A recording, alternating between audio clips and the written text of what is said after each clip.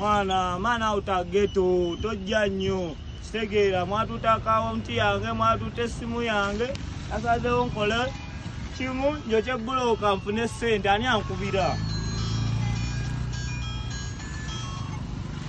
ndeno mukyalo njo kya bulooka mwatute essimu yange njagala njo kyebulooka nkomewo ngula maasa asatu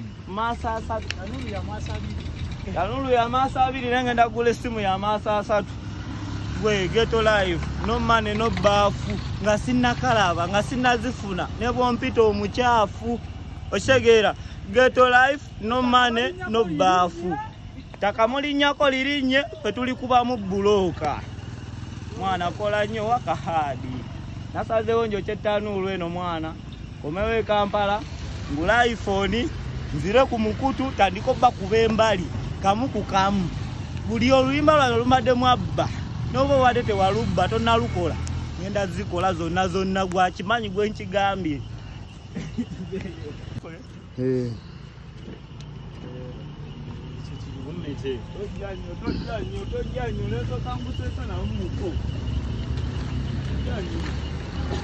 Mwisemu wali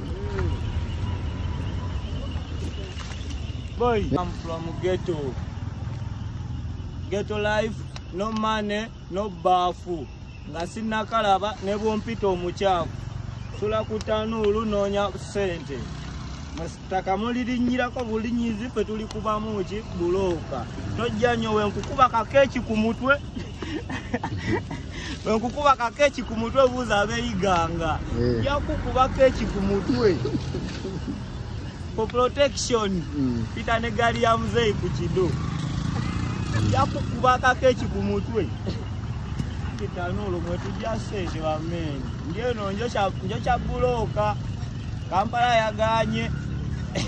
Mwanzibyeko essimu ne mubba akawunti yange kati nasazeewo okugenda kwokya bulooka nkomewo nga nguza iPhone maasa asatu. Eno tanuulu egenda vaamu maasa asatu ya maasa abiri naye egenda leeta maasa asatu.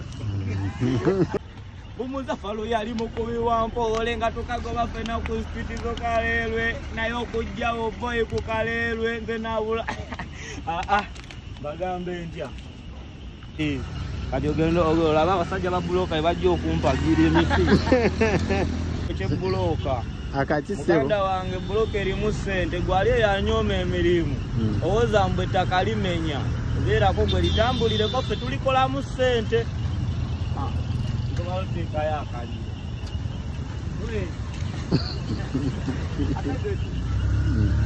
tojja nnyo omudipo buli mulimu tugukoze bagambe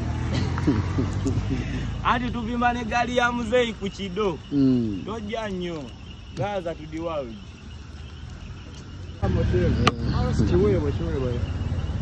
mwana anti tukola nnyo gava mu kulya tekayo mbagamba akabira kanema